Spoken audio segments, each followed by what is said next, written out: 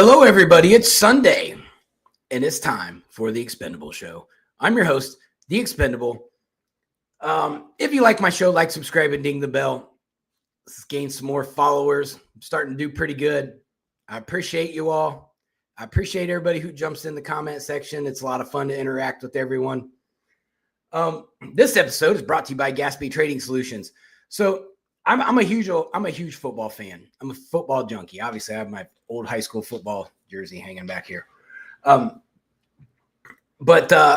It was really exciting watching Ohio State play Minnesota this Saturday. I was very, very impressed with how the offense has progressed. The defense is lights out, man. It's not just like one guy is a superstar. It's a unit, and they all do their jobs well. So that's exciting, to watch. And I'm an Indianapolis Colts fan too. So we're playing very well. We just won like 40-3 today. So I don't know how we got good after being so bad last year, but we brought in Daniel Jones from the New York Giants, who was horrible there. And all of a sudden now they're calling him Indiana Jones in Indianapolis. So he's throwing all over the place. I don't get it, but I'll take it. We're 4-1. So that's a good year for us so far. So this week, let's get into our statistics. Enough with the sports today. So Doge did update their website. I was highly impressed that they finally did something. So it's at $214 billion, which is $1,329.19 per taxpayer.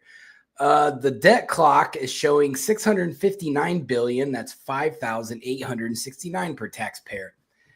I understand America's frustration with that because they built this hype up with Elon Musk and at first with Vivek Ramaswamy and President Trump, and then it just kind of flatlined. And I don't think they meant for it to flatline. I think they meant for this to turn into a big ordeal, but Congress got in the way and shut that down. So that's the problem with it. And I know a lot of people are like, well, you guys made all these promises. Well, the promises would have been kept if Congress wouldn't have screwed it up. So I just wanted to throw that out there and my opinion on that. So gas prices, we're at $3.13 according to AAA on average. Mortgage rates, hey, that Jerome Powell finally kicked in. We're at 6%.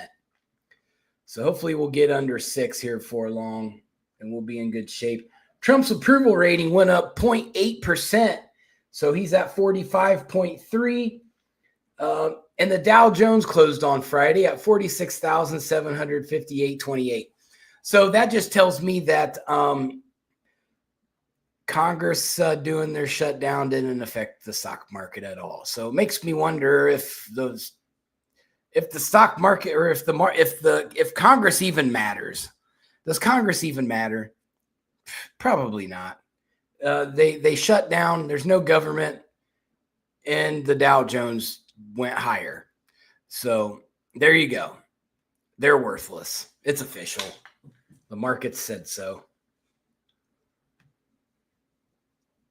Let's go into some updates. Oregon Governor Tina Kotek, who's running the giant Antifa campground in Portland, she's at 45% approval rating, which is the lowest of all the governors once again.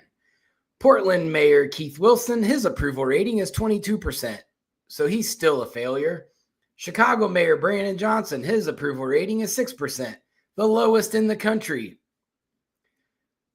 J.B. Pritzker's approval rating, 47.2%. So he's down there with some of the lowest. And what do they all have in common? They all want to be in front of the camera lately, talking about how horrible Donald Trump is.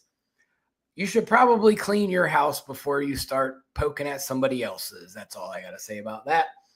The Democrat Party, 33.5% approval rating. Horrid.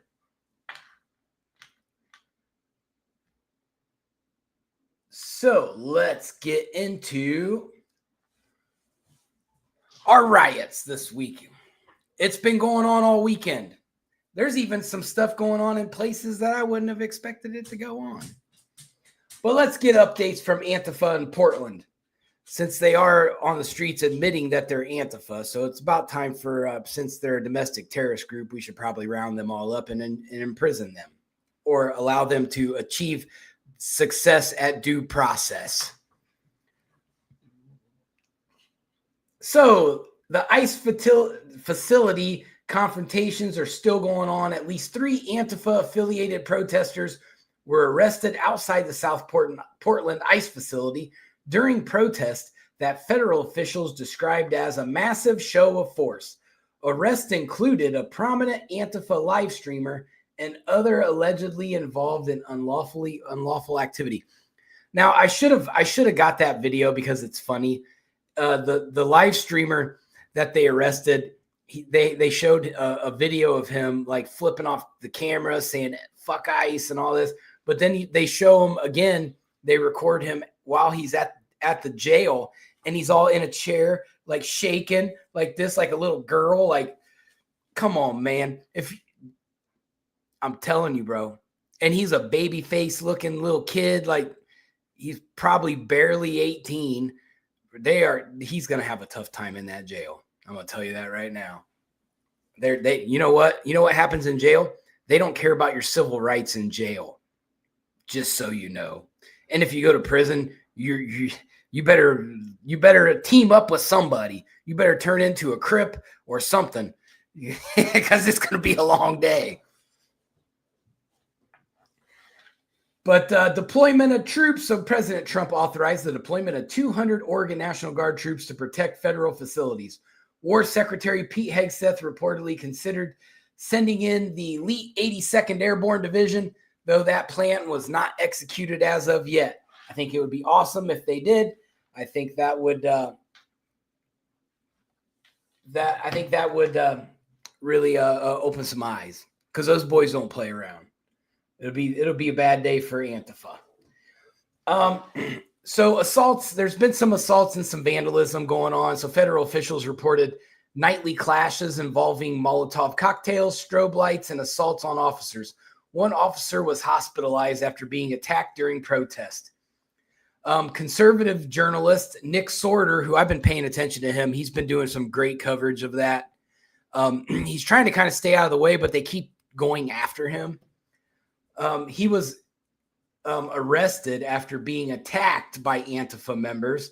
His arrest, alongside the lack of action against an assailant who struck reporter Katie Davenport, was triggered a DOJ investigation into Portland police for alleged selective enforcement. So there's going to be an issue there. Now, here's something you're not going to see on the liberal media. In a bizarre twist, troops and Antifa activists briefly called for a truce during a protest. So, okay, that's nice. It turned a standoff into a block party dubbed Ceasefire and Grill 2025. They shared food, danced to DJ Molotov, and even booed Nickelback together. There's nothing that can bring people together more than listening to Nickelback and hating it at the same time. That was a great idea. I would guarantee that was President Trump's idea. He's like, so let's listen to some Nickelback. Everybody will come together to hate Nickelback the same.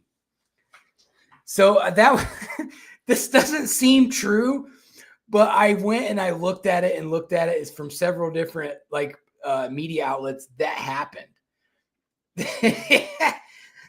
Nickelback sucks, and everybody knows it. Even the anarchists in Portland know it. I'm sure there's going to be somebody in the comments eventually who's going to go, come on, man, Nickelback's not that bad. Look at this photograph. Every time I do, it makes me laugh. Nobody likes Nickelback. But DOJ investigation. So federal investigators are probing whether Portland officials have selectively enforced laws based on political viewpoint, especially in cases involving conservative journalists. A judge issued a temporary restraining order blocking further federal troop deployments, citing a lack of factual justification. So I think that's wrong. Obviously, it's going to go to a higher court, and then that higher court's probably going to overturn it, just like when all these cases go to the local courts in these liberal areas, those judges are all appointed mainly by liberal leadership. So they're going to vote down anything Trump does. He could say, I want to bring in free popsicles for everyone in the city, and the courts are going to go, no, you can't do that. It's a violation of blah, blah, blah, blah, blah. So it doesn't matter what Trump tries to do. They're going to shoot it down. So what's going to happen is that's going to go to a higher court. The higher court's probably going to overturn it because of, this is an issue. It's very documented that there are riots in the streets, that there are out of control protests. When you're firebombing your city, I think that's a sign that maybe your local leadership don't have control anymore. And when your law enforcement's told to stand down, you're doing your community a disservice, and you're creating more problems than solving. So I think Portland's in some big trouble, and they need to get sued. That's what they need to do. So now Chicago. Let's see what Chi-Town's doing. Operation Midway Blitz is still going on. So National Guard is still there. President Trump's authorized 300 Illinois National Guard troops to protect federal assets in Chicago, citing violent riots and lawlessness. Governor J.B. Pritzker called the move a manufactured performance, even though FBI statistics since Joe Biden's been president has shown that the murder rate is higher in Chicago than anywhere. So J.B. Pritzker is a complete freaking idiot. And he's refusing to cooperate with federal authorities. DHS launched Operation Midway Blitz in early September, targeting undocumented immigrants. Over 500 arrests have been made, including U.S. citizens and non-criminals like a tamale vendor. They arrested a tamale vendor. Who's going to make tamales? Like I said, when me and Victor Hill when I interviewed him a few weeks ago, it just kind of came in my head. I'm like, whoa, since we're getting rid of all these millions of immigrants, how about we go empower the homeless, the ones that are able to work, that are just down on their luck? Why can't we go nab them up and say, hey, this is the best opportunity you're going to get right now to get a job and get on your feet. Let's help you. What do we got to do to help you? I think that's where we go with this. I think you can solve several issues with this. We're getting violent offenders out of our country that shouldn't be here. And we're also going to be helping the homeless. I mean, that's a win-win all the way around. Safety and getting people off the streets and helping them get back on their feet. That's what America's supposed to do. That's how we're supposed to help each other. Now, is that happening? Probably not, because it takes good leadership to initiate programs like that. And we all know the cities suck. So a woman was accused of doxing agents, and she ended up getting shot by Border Patrol agents while allegedly trying to ram officers with her vehicle. She was armed and is now in FBI custody. How does this stuff happen? When you have liberal leadership on TV every day saying resist, resist, resist, you're going to get your radicals to do stuff. I've been talking about this probably for 4 shows in a row now. Until the left starts telling their constituents to stop violently attacking ICE officers, it's going to continue to happen and people are going to get killed. But me personally, I would start indicting all these liberal leaders that continue to do this stuff. This stuff has to stop. And until Pam Bondi puts her foot down and does something about it, they're going to keep doing it. DHS reports multiple incidents of vehicles ramming federal agents. One ICE vehicle was mobbed and abandoned after its tire was slashed. 13 protests were arrested near Broadview ICE facility. Federal agents have used force, including pepper balls, against journalists.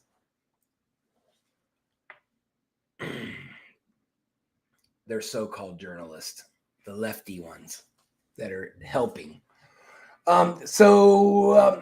New barriers were installed to separate protesters from the street. Illinois State Police, Cook County Sheriff's Office, and federal agents have clashed with demonstrators. DHS Secretary Kristi Noem made an unannounced visit, prompting Broadview's mayor to demand the removal of what she called illegal fencing. I don't know if it's illegal or not, but Kristi Noem said so. So she probably knows what she's talking about. So that's what's going on in Chicago. Now, new stuff. Memphis, Tennessee is now feeling the wrath of the Trump administration. So they now have created the Memphis Safe Task Force. So Attorney General Pam Bondi confirmed that the federal crime crackdown in Memphis has officially begun. 9 arrests have been made and 2 illegal firearms seized. 219 officers have been special deputized with federal authority. A joint operations center is now active, coordinating efforts between FBI, ATF, U.S. Marshals, and others. Tennessee Governor Bill Lee announced 300 highway patrol troopers and personnel from 13 federal agencies will be involved. National Guard troops are expected, but have not yet been visibly deployed.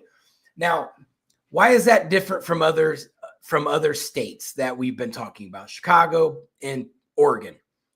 The difference is Tennessee, Bill Lee is a Republican and wants to see safety in his state. So regardless of what the city mayors want, they get trumped by the governor. You're not seeing that in Chicago and in Oregon because the cities are ran by Democrats and the governors are Democrats. So the cities are protected by the governor. Here in Tennessee is not the case. You have the opposite. So there's a lot more power and there's more welcoming of ICE and of federal agents and National Guard there. So further going in to Memphis. So over 100 protesters rallied on October 4th, which was Saturday. I had to look at my calendar. I don't know what day it is half the time. They went against the National Guard and ICE, and they were after Elon Musk's XAI data center in South Memphis. The event was organized by Tigers Against Pollution, rawr, and Free the 901, and was dubbed "Get Out of Memphis, guys. Guys, get out of Memphis." Good luck with that. The gangsters, a lot of them probably have warrants, so you're not going to see them out there. They're going to go hide. It's going to be all the same old. The college-age white leftists that are out there causing all the problems, just like you see in Chicago and just like you see in Portland.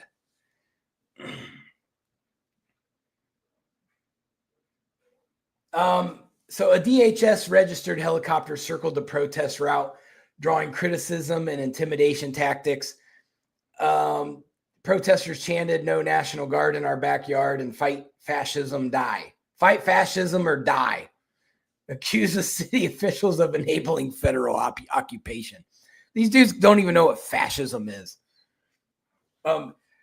Governor Lee and Senators Marsha Blackburn and Haggerty backed the crackdown, calling it a historic opportunity to reduce crime. I agree. Democratic Mayor Paul Young expressed concern, but said he would try to use incoming resources for the benefit of residents. So at least he's kind of taken that Muriel Bowser kind of position where he's like, well, I don't really like this, but let's try to see if we can make this work. So, and it did work for Washington, D.C. Washington, D.C.'s crime rate is drastically down.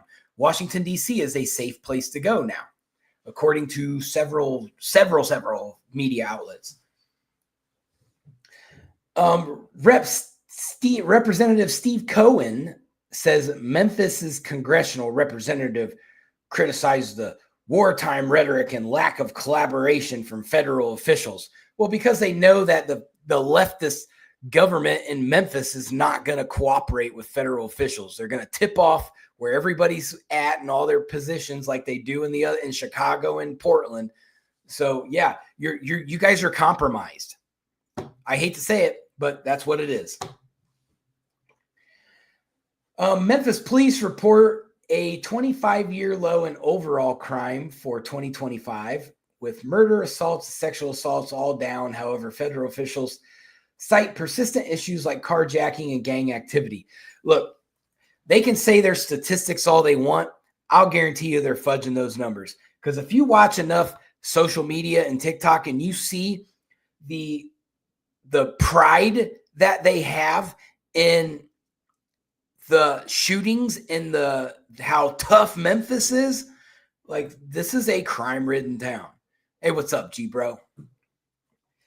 So that's an issue, and I think that they need to have third-party people come in and do the crime stats, but it is what it is.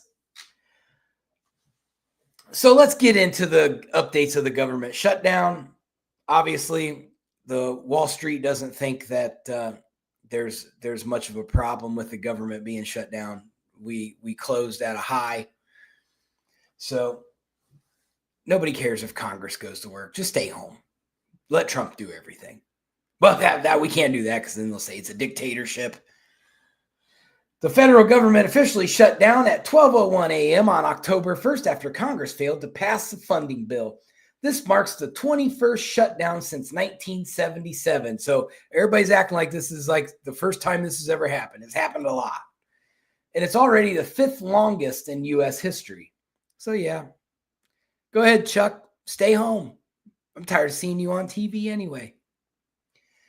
Senate Democrats have blocked the funding bill 4 times, demanding permanent health care subsidies and reversal of Medicaid cuts.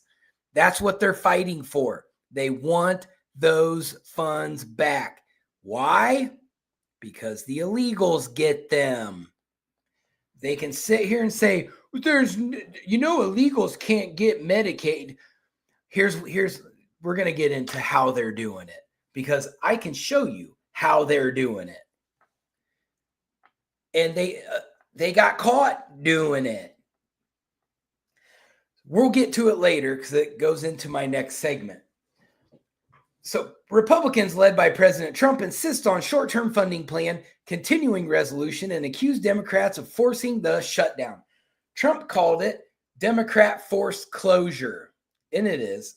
They're trying to hold the government hostage over illegal immigrant funding for Medicaid. He said Republicans should use the moment to clear out dead wood, waste, and fraud. Agreed. Whether that happens or not, I don't have any faith in Congress. Sorry. I just don't. There's 2 million federal workers are going to be affected by this. Around 750,000 are getting furloughed. Troops, air traffic controllers, and other essential staff working without pay. So they say. I think they're getting paid. Social Security, Medicaid, Medicare, and Medicaid continue uninterrupted, but Social Security offices are offering reduced services. So if you don't like it, call Chuck Schumer and tell him to open the government back up. SNAP and WIC food aid programs are still operating, but future funding could be at risk if the shutdown drags on. USPS and airports remain operational, though TSA and FAA staff are unpaid. There you go. You're going to get second string airline service. The White House warns of a mass layoff, not just furloughs, if the shutdown continues. NASA, DOJ, and HUD have begun executing contingency plans. Some agencies are posting politically charged messages blaming the radical left, raising Hatch Act concerns. Yes, there are Hatch Act concerns on the left all the time. They leak everything and then they do everything politically. The Labor Department has paused key data releases, including the September jobs report. So we won't know what that looks like yet. The Social Security COLA announcement for 2026 may be delayed due to the shutdown-induced data blackout. So that's where we're at with that. Now we're into Kentucky, and we're going to talk about some of these things that kind of add up. Randall Weddle, my favorite person in all of Kentucky. So he is now harassing his constituents. This guy stoops to a new low damn near every week. This was over a lawsuit that he initially won, but then it was appealed and he lost the appeal. It was over freedom of speech. This woman had said something. It was criticizing Randall Weddle. He sued her, and because she said something to him. So now Randall Weddle is retaliating. So here is what he recently did, and we're going to put that up on the screen. So as you can see, this is Randall Weddle's personal Facebook page. And so Mike Smith, that's talked about in this post, Mike Smith and his wife are the ones who filed the suit against Randall Weddle. And they, like I said, they won. So Randall Weddle has recently called the Blacklist Tour of Mike Smith, where they got it into a limo with all his little cronies right here in this picture, who we'll talk about here in a second. And this worthless bar and grill called Poor Boys that they all hang out at, that they all have stake in. And yeah, so what they did was they did a tour around town and made sure they went by Mike Smith's house. Now, Mike Smith has been putting like signs out there saying, yeah, come on my property and see what happens along those lines. However, the difference is, and that's what the Weddle people keep saying, well, he's egging them on. Well, yeah, when you drive a limo full of the most tyrannical people in the city past your house in an intimidating factor, I'm going to get prepared as well. Second, Randall Weddle is a political figure. If you cannot handle criticism from your constituency, they could say, hey, look at that fat slob. Like, and that's who Randall Weddle is. He's the one on the far right in the button-up long sleeve shirt. And, you know, if they could say, look at this fat slob. Guess what? You're a politician. You got to take that and absorb it in and keep it there, because you're going to get criticized. If you have thin skin and you can't handle criticism, don't be in politics. Fact.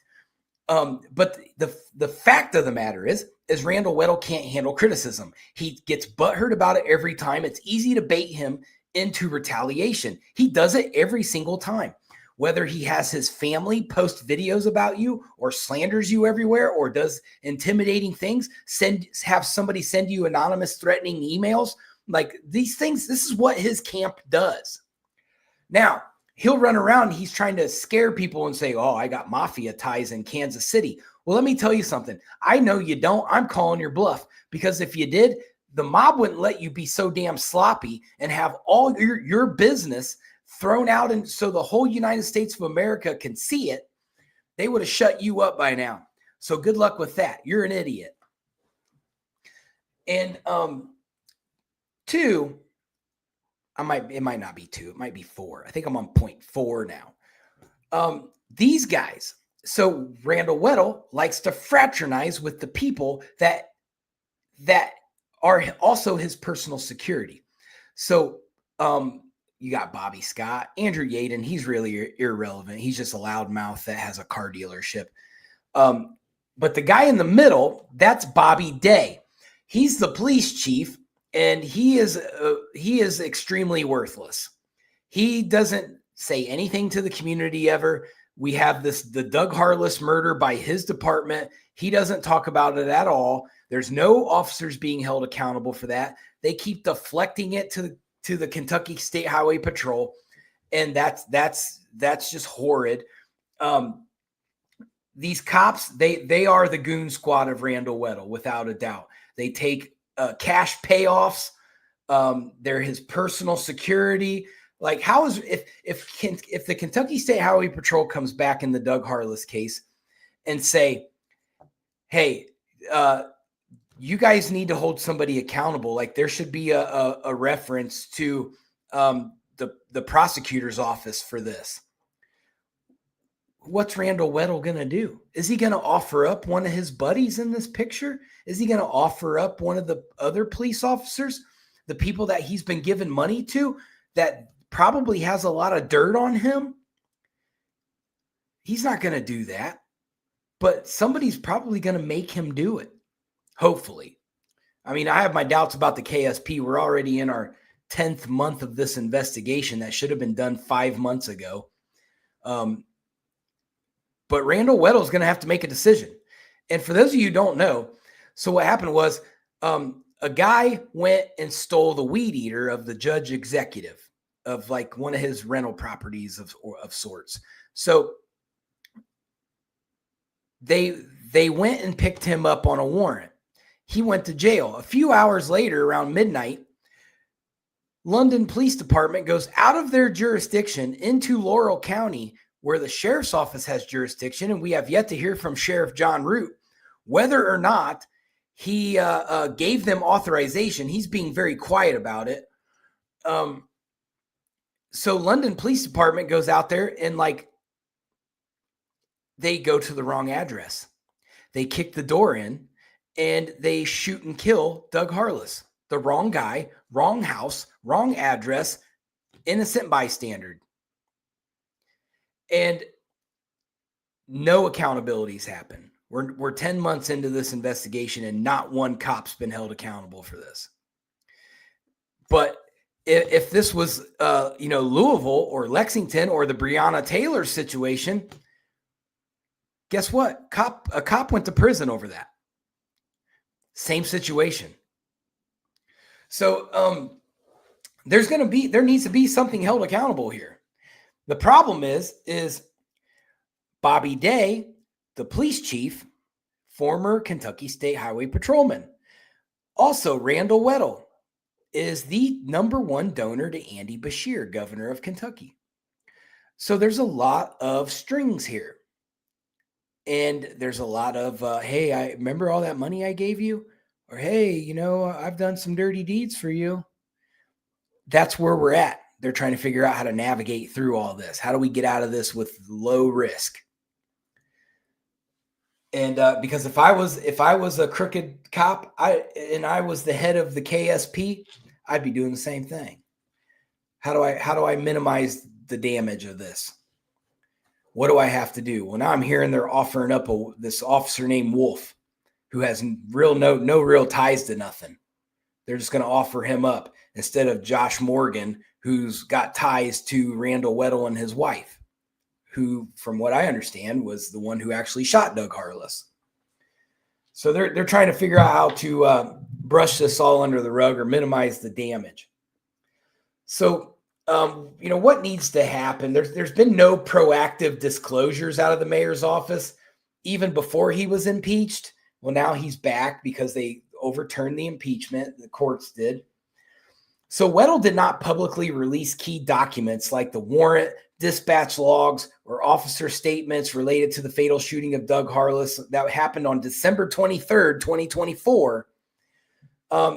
He repeatedly deferred to the Kentucky State Police investigation, offering basically vague responses rather than pushing for interim findings or timelines.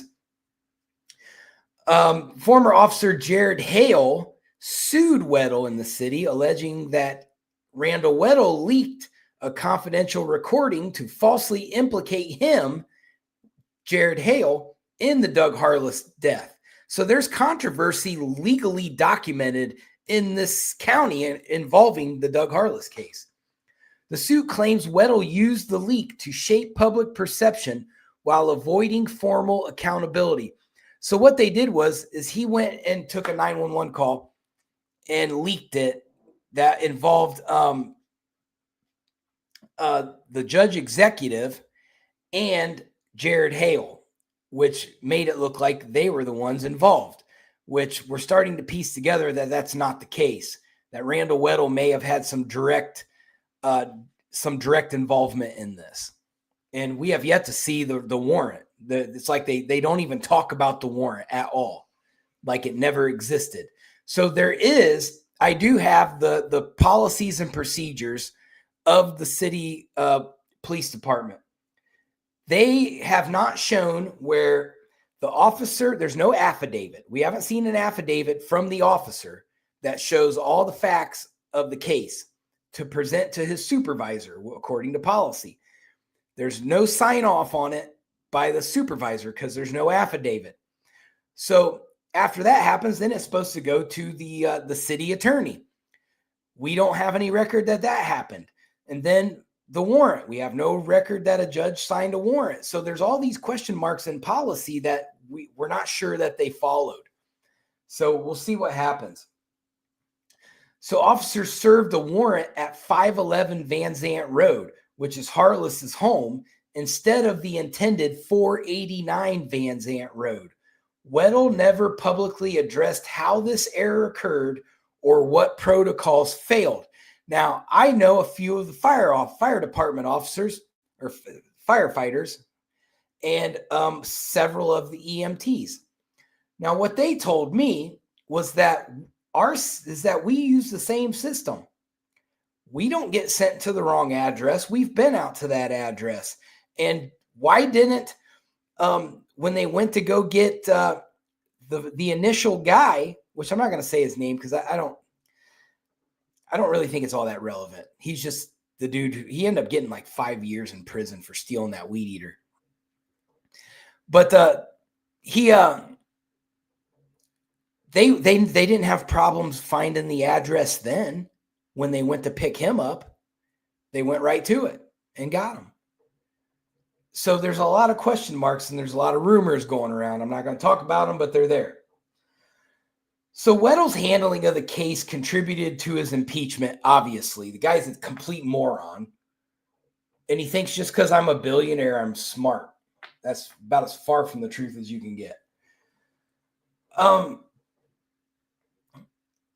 The city council didn't exactly do the impeachment correct. I'm gonna admit that. They did everything out of order.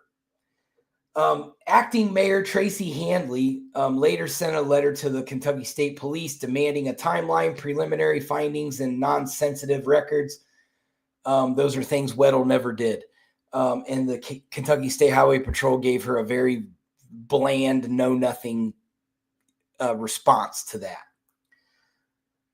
So no answers.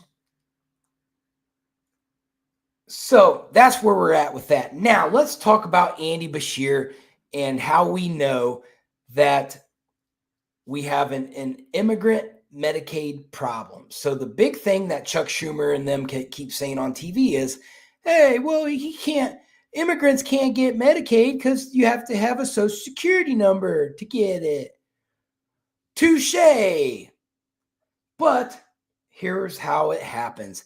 Andy Beshear was recently caught in an ID scandal that the national news doesn't cover. But luckily, we all know it in Kentucky, how that all went down. Nearly 2,000 fraudulent driver's licenses were issued through the Kentucky Transportation Cabinet. You want to know somebody who is on the board of the Kentucky Transportation Cabinet? Randall Weddle. Imagine that. Many allegedly went to undocumented immigrants. A whistleblower lawsuit filed by former Kentucky Transportation Cabinet employee Melissa Moorman claims she was forced to share her login credentials. Two co-workers accepted $200 cash per license, issuing 4 to 5 fraudulent IDs daily for over 2 years.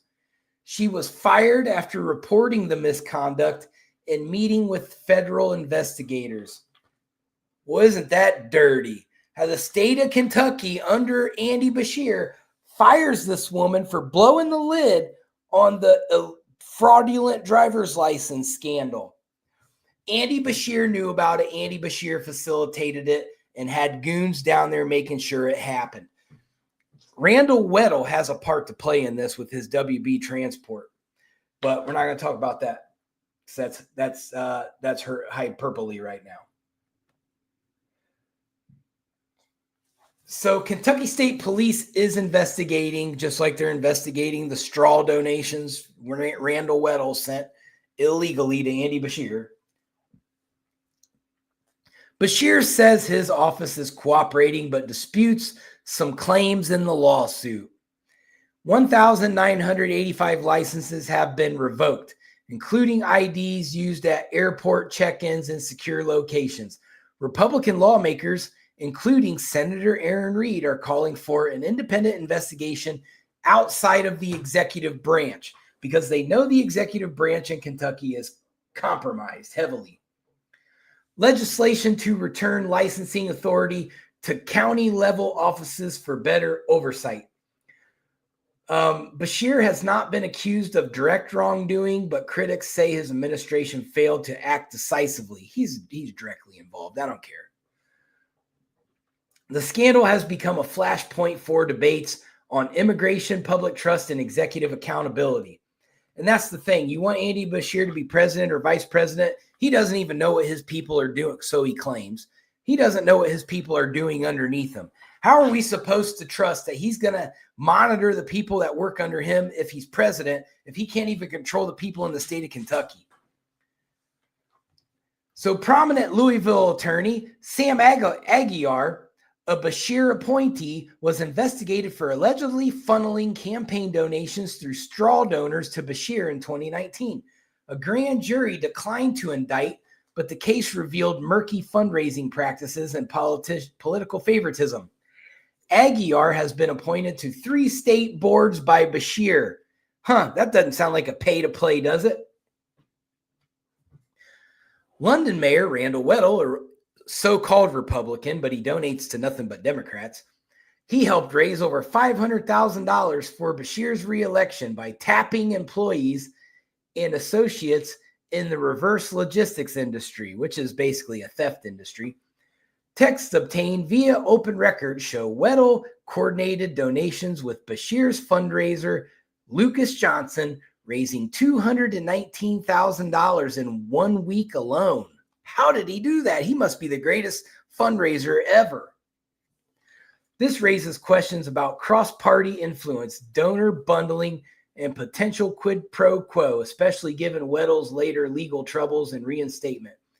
I'll bet you, and we know how Andy Beshear had to give that money back because it was illegal. It was straw donations that Randall Weddle collected the money and paid on his credit card for all the people that donated, which was all his family and friends, which we know now was Randall Weddle donating from his own pocket, because most of those people on that list barely made over minimum wage, and they're donating $15,000, $7,000, $20,000 to a worthless candidate.